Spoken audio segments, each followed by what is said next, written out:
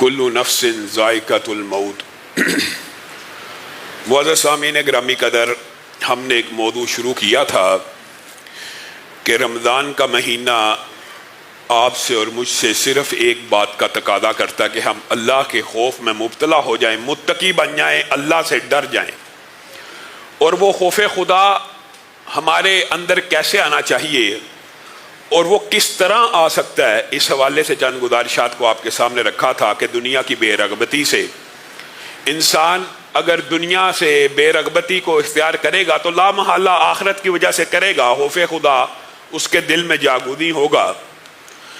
خوف خدا کے لیے محدثین، مفسرین، علماء نے ایک بڑا اکثیر نسخہ رقم کیا ہے کہ اللہ رب العزت کا خوف اگر کسی بندے کے دل میں نہیں آتا تو اس کے دل میں خوف خدا ڈالنے کا جو بہترین طریقہ ہے وہ کیا ہے؟ وہ ہے یاد موت۔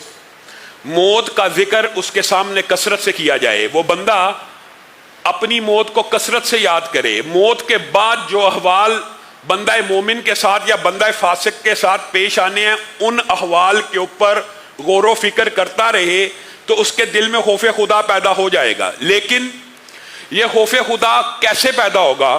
یہ تب ہی پیدا ہوگا اگر ہمارا ایمان قرآن پاک کے اوپر اور حدیث رسول کے اوپر غیر متزلزل ہوگا، اگر ہمیں یقین ہوگا کہ اللہ رب العزت جو کہہ رہا ہے سچ ہے، نبی کریم نے جو بات کہی ہے سچ ہے، تبھی خوف خدا آئے گا۔ اتنی ڈرانے کی حدیثیں موجود ہیں خود قرآن پاک کے اندر موت کے حوالے سے۔ کل نفس ذائقۃ الموت، ہر ذی روح نے موت کا ذائقہ چکھنا ہے۔ کوئی ایک ایسا نہیں جس نے موت سے فرار ہو جانا ہے۔ کل شیء ہالک الا وجہہ، ہر چیز نے ہلاک ہو جانا ہے سوائے اللہ رب العزت کے۔ اللہ کہہ رہا ہے آپ کو اور مجھے یقین نہیں آتا، لیکن صحابہ کا ایمان یقین ایسا تھا۔ حضرت ابو زرارہ فَإِذَا نُقِرَ فِي النَّاقُورِ تک پہنچتے ہیں، فَذَلِكَ يَوْمَئِذٍ يَوْمٌ عَسِيرٌ عَلَى الْكَافِرِينَ غَيْرُ يَسِيرٌ۔ آیتیں ہیں نا، ترجمہ سمجھ آ رہا ہے کہ یہ دن بڑا ہی سخت ہے اور انکار کرنے والوں کے لیے تو بڑا ہی سخت ہے۔ فَإِذَا نُقِرَ فِي النَّاقُورِ، جب سور کو پھونک دیا جائے گا۔ اس آیت پہ پہنچے ہیں، اس آیت کے ترجمے کے اوپر غور و فکر کر رہے ہیں، حالت نماز میں اس آیت کو دہراتے ہوئے اللہ کے پاس چلے جاتے ہیں۔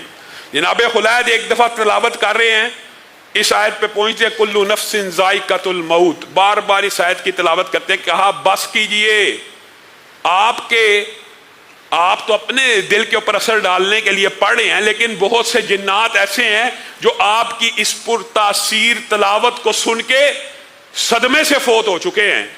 اور ایک تابعی کا واقعہ بھی موجود ہے کہ وہ حالت احرام کے اندر جب میقات پہ پہنچتا ہے، گھوڑے کے اوپر بیٹھا ہوا ہے، گھوڑے کو ایڑ لگانے کی کوشش کرتا ہے، رک جاتا ہے، پھر ایڑ لگانے کی کوشش کرتا ہے، رک جاتا ہے۔ ساتھی پوچھتے ہیں یہ کیا کرتا ہے؟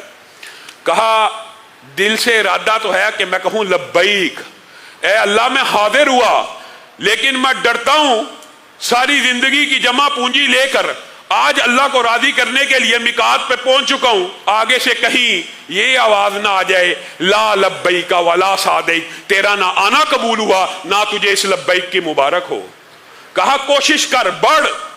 خوف خدا اتنا دل میں آیا، پوری کوشش کی، طاقت کی، لبیک کی صدا لگائی، حالت احرام میں اسی وقت خوف خدا کی وجہ سے روح قبض کر لی گئی۔ اللہ کے خوف سے دل کی دھڑکن رک گئی۔ اور کتنا خوش نصیب تھا، حدیث کے الفاظ ہیں نا، جو حالت احرام میں، حالت حج میں فوت ہو گیا، قیامت تک جتنے حج آنے ہیں اس کا اجر و ثواب اس کے نامہ اعمال میں ویسے ہی لکھا جا رہا ہے۔ آپ مجھے بتائیں، یہ جو دنیا کی اتنی بڑی حقیقت ہے جس سے فرشتوں نے بھی نہیں بچنا، کل نفس ذائقۃ الموت، جس سے کسی نے نہیں بھی بچنا، آج میں اور آپ موت کی اس گھڑی سے کتنا غافل ہیں، کتنا غافل ہیں۔ حضرت عمر بن العاص، آپ کو پتہ ہے فاتح مصر ہیں، رسول اللہ صلی اللہ علیہ وسلم کے جلیل القدر صحابی ہیں، اتنے جلیل القدر ہیں، اتنے جلیل القدر ہیں کہ کم صحابہ کو یہ اعزاز ملا۔ ایک مرتبہ رسول اللہ صلی اللہ علیہ وسلم نے کہا تھا یہ جو مقدمہ آیا اس کا فیصلہ عمر تو کر، عمر بن العاص، اس کا فیصلہ تو کر ہے۔ اللہ کے رسول اختیار تو آپ کا ہے، حاکم تو آپ ہیں، فیصلہ آپ کے ہوتے ہوئے میں کروں؟ کہا ہاں اختیار میرا ہے، لیکن میں تجھے تفویض کرتا ہوں۔ پھر جو فیصلہ کیا رسول اللہ صلی اللہ علیہ وسلم اس فیصلے سے خوش ہو گئے۔ جنت کی بشارتیں پانے والے یہ صحابہ ہیں، اور یہ اپنے ساتھیوں کو کہا کرتے تھے عمر بن العاص کہ میرا دل سوچتا ہے اور میرا دل اس بات کے اوپر غور و فکر کرتا ہے، اور میں غور کرتا ہوں یہ جو ہمارے ساتھی دنیا سے جاتے جا رہے ہیں، ان میں سے کوئی موت کے وقت اس کیفیت کو کیوں نہیں بیان کرتا کہ اس کے اوپر کیا بیت رہی ہے؟ شاید اس کی کیفیت سننے کے بعد باقی لوگ اصلاح پکڑے، لوگوں کی کے لیے آسانی ہو جائے۔ ان لوگوں کو بڑی ڈیٹیل بتانی چاہیے کہ کیا واقعہ ہو رہا ہے، کیا منظر ہے، کیا سختی ہے، کیا تکلیف ہے۔ اپنی نزا کا عالم آیا تو عبداللہ ابن عباس نے یہ قول ان کو یاد کروایا۔ ساری زندگی آپ کہا کرتے تھے کہ نزا کے عالم میں لوگ موت کی تلخیاں اور سختیاں کیوں نہیں بیان کرتے؟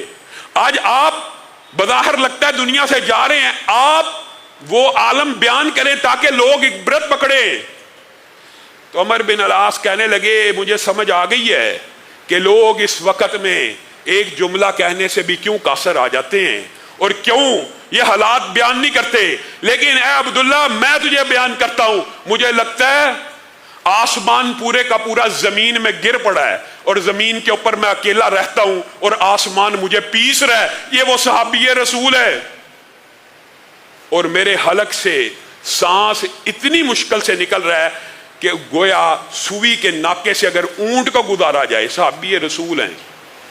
حضرت شداد اوسی رضی اللہ اسی بات کو بیان کرتے ہیں، اگر لوگوں کو پتہ چل جائے نا موت کی صرف سختی اور تلخی کتنی ہے موت کی، یہ اس وقت کی بات ہو رہی ہے، یہ بھی بات یاد رکھیے، یہ جو موت کی شدت تکلیف کی بات آپ کے سامنے رکھی جا رہی ہے، یہ اس بیماری کی ہے کہ جس کی وجہ سے انسان جو سبب بنے گی موت کا، لیکن جب آنکھ اس دنیا میں چلی گئی، غیب کا پردہ اٹھ گیا، اس برزخ کی زندگی میں قدم رکھنے کی ابتدا ہو گئی، وہ جو بشارتیں ہیں نیک روحوں کے لیے وہ یہاں سے شروع ہوتی ہیں۔ اس سے پہلے کی جو سختی ہیں اس سے کوئی بھی مستثنا نہیں۔ اسی لیے دعا کی جاتی ہے کہ اللہ تعالیٰ موت کو آسان کرے۔ حضرت شداد اوسی کہتے ہیں اتنی سخت ہے، صحابی رسول ہیں اور بیان کر رہے ہیں لوگ میری بات کے اوپر کاش یقین کر لیں کہ موت کی سختی آروں میں چیرے جانے سے بھی زیادہ ہے، کنچیوں کے کاٹ کھانے سے بھی زیادہ ہے، اور اگر بندوں کو ہنڈیوں میں